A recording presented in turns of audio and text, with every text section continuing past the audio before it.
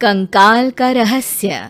चौरा गांव के खेतों में इन दिनों खुदाई का काम चल रहा था। असल में इसी गांव से होकर एक अच्छी सड़क गुजरनी थी, इसलिए यहाँ खुदाई शुरू की गई थी। अचानक एक दिन खुदाई करने वाली मशीन से कुछ टकराता है। बाद में जब खोजबीन की जाती है तो वहां से 2 कंकाल मिलते हैं। पुलिस गांव के लोगों से पूछताछ शुरू करती है। आप लोगों को क्या लगता है ये किसके कंकाल हो सकते हैं? अरे साहब, हमें क्या पता ये किसके कंकाल है, आप ही लोग पता लगाइए। हम लोग तो बहुत ज़्यादा डरे हुए हैं। हाँ, हमारी फॉरेंसिक टीम अभी आ रही है। ये बताओ कि इस गांव के रहने वाला कोई जोड़ा गायब तो नहीं ना? क्योंकि शुरुआती जांच में तो ये बात सामने आ रही है कि एक कंकाल किसी पुरुष का है तो एक किसी महिला का। साहब, हमें तो बहुत डर लग रहा है। ऐसे कंकाल मिलने का मतलब गांव के आसपास ही किसी की हत्या हुई है या फिर किसी को जलाकर मार डाला गया है। हाँ साहब, हम अपने परिवार को लेकर बहुत ही ज़्यादा परेशान हैं। देखिए, आप लोगों की परेशानी हम समझ सकते हैं, लेकिन आप लोगों को पुलिस का सहयोग करना होगा, क्योंकि आपके सहयोग के बगैर हम ये पता नहीं लगा सकते हैं कि आखिर ये किसके कंकाल है और इनकी हत्या किसने की। ठीक है साहब, गांव के लोग आपका पूरा सहयोग करेंगे। हाँ साहब, पूरा सहयोग करेंगे। तो फिर ठीक है, हम अपनी जांच शुरू कर देते हैं। कुछ दिन बाद जांच रिपोर्ट आ जाती है। पता चलता है कि ये कंकाल करीब 20 साल पुराने हैं, यानी 20 साल पहले किसी जोड़े की हत्या कर शव को यहाँ पर दबा दिया गया था। इंस्पेक्टर राघव, ये बताओ कि 20 साल पहले की मर्डर मिस्ट्री क्या आप सुलझ सकती है? हाँ सर, क्यों नहीं। लेकिन अब सबूत और गवाह काफी मिट गए होंगे। मुश्किल तो होगी, लेकिन शायद किसी परिवार को इंसाफ मिल सके। इंस्पेक्टर राघव, आप बिल्कुल सही कह रहे हैं। किसी परिवार को तो इंसाफ मिलेगा ही और किसी को उसके किए की सजा भी मिलेगी। जी सर, मैंने तो जांच शुरू भी कर दी है। 20 साल पहले इस गांव के 2 जोड़े अचानक कहीं गायब हो गए थे। मैंने दोनों ही परिवारों के बाकी के सदस्यों से बातचीत शुरू की तो उन्होंने बताया कि उनके बच्चे शहर गए थे, लेकिन आज तक वापस नहीं लौटे हैं। लेकिन ये दोनों शव किस परिवार के सदस्यों के हैं, ये कैसे पता चल सकेगा? सर, मैंने डीएनए टेस्ट करवा लिया है। आज शाम तक इसकी रिपोर्ट भी आ जाएगी। अच्छा, ठीक है।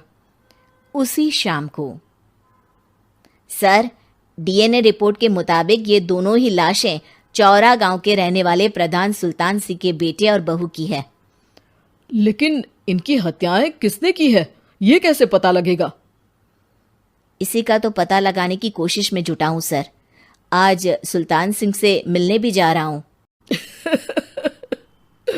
मेरा बेटा और बहू तो मेरे लिए सिर्फ यादों में ही रह गए थे। हमें उनकी लाशें तक नहीं मिल सकी थी। आज 20 साल बाद उनके कंकाल मिले हैं। मैं अब किसके लिए जीऊं?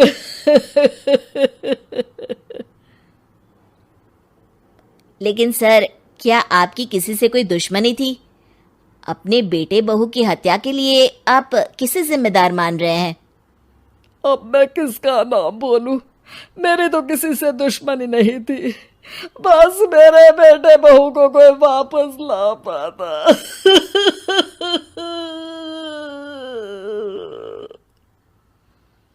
इसके बाद सुल्तान सिंह फूट फूट कर रोना शुरू कर देते हैं। सर, अब आप इनका अंतिम संस्कार करवा सकते हैं। कम से कम इनका शरीर ना सही, इनका कंकाल तो आपको मिला है। लेकिन हाँ, अगर आपको कुछ भी याद आए तो जरूर बताइएगा। मेरी तो बेटा अब उम्र हो गई है, लेकिन मेरे बेटे और बहू के हत्यारों का जरूर पता लगाइएगा, क्योंकि जब तक हत्यारे पकड़े नहीं जाएंगे मेरा मन नहीं मानेगा। सर, हमारी पूरी कोशिश रहेगी हत्यारे को पकड़ने की। लेकिन एक बात बताइए, उस वक्त आपको किस पर शक गया था? उस वक्त मेरे एक ड्राइवर को पकड़ा गया था, लेकिन सबूतों के अभाव में उसे छोड़ दिया गया था। अच्छा, और ड्राइवर पर कैसे शक हुआ था? क्योंकि उस दिन ड्राइवर छुट्टी पर था। उस समय लेकिन लाश क्यों नहीं मिल सकी थी? उस वक्त पुलिस ने बहुत कोशिश की थी, लेकिन दोनों की डेड बॉडी नहीं मिल सकी थी। ठीक है, हमारी तफ्तीश चल रही है, मैं फिर आऊंगा। इसके बाद इंस्पेक्टर वहां से चला जाता है और सुल्तान सिंह अपने बेटे और बहू की याद में खो जाते हैं। कुछ दिन बाद सुल्तान सर, एक बात बताइए, जब आपके बेटे बहू की हत्या हुई थी, उसी के आसपास आपके ही गांव का रहने वाला एक और जोड़ा उसी वक्त गायब हो गया था ना? हाँ सर, अलका और अभिषेक, वो भी मेरे बच्चों जैसे ही थे। तो फिर वो कहाँ है? उनका भी आज तक पता नहीं चल सका, लेकिन बताते हैं कि कुछ साल पहले अभिषेक को गांव के ही किसी आदमी ने मुंबई में देखा था, लेकिन फिर वो गायब हो गया। यानी अभिषेक और अलका की हत्या नहीं हुई थी, बल्कि उन्होंने किसी वजह से खुद ही गांव छोड़ दिया था। हाँ, हो सकता है, क्योंकि अभिषेक मेरे बेटे संतोष का अच्छा दोस्त था और उसका मेरे घर भी आना जाना लगा रहता था। हो सकता है कि उसने मेरे बेटे और बहू के बारे में सुन लिया हो और ये गांव छोड़ दिया हो सकता है। उनके परिवार का कोई अब नहीं रहता क्या इस गांव में? अब तो कोई नहीं रहता। एक चाचा थे, लेकिन उन्होंने भी अपना पुश्तैनी मकान बेच दिया है। वो भी अब कहीं शहर में ही बस गए हैं। ओह, अभिषेक और अलका के बारे में भी पता लगाना होगा। हो सकता है कि वही इस हत्या के बारे में कुछ बता सके। हो तो सकता है, लेकिन वो बेचारे तो खुद ही वक्त के मारे थे, वो क्या बताएंगे। फिर भी सर, जब केस दोबारा खुला है तो जांच तो करनी ही पड़ेगी, और इस बार तो लाशें भी बरामद हुई है। कुछ दिन तक लगातार तफ्तीश चलती रही।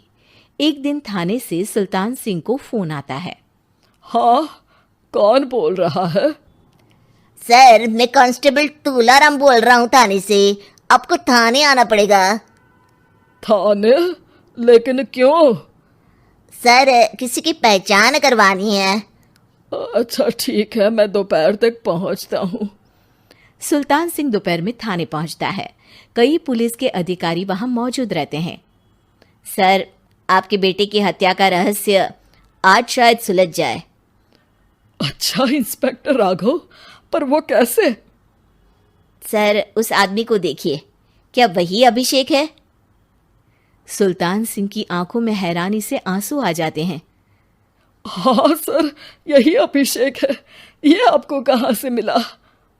सिर्फ अभिषेक ही नहीं, बल्कि इसकी पत्नी अलका भी इसके साथ है। मैडम, जरा अभिषेक की पत्नी को लाइए। जैसे ही अलका को पेश किया जाता है, सुल्तान सिंह जमीन पर गिर जाते हैं। सुल्तान सर, क्या हुआ आपको? आप अलका को देखकर गिर क्यों गए? सुल्तान सिंह सर पकड़कर बैठ जाते हैं। ये अलका नहीं, बल्कि ये तो मेरी बहू रितु है। पूरा थाना एक दूसरे का मुंह देखने लगता है। क्या? इसके बाद हर किसी को दो कंकाल और हत्या का रहस्य समझ में आ गया। अभिषेक और रितु ने मिलकर संतोष और अलका की हत्या की थी और लाश को जमीन के नीचे दबा दिया था। आज 20 साल बाद इस हत्या का रहस्य खुल सका था कि अवैध प्रेम संबंध में 2 मासूमों की जान गई थी।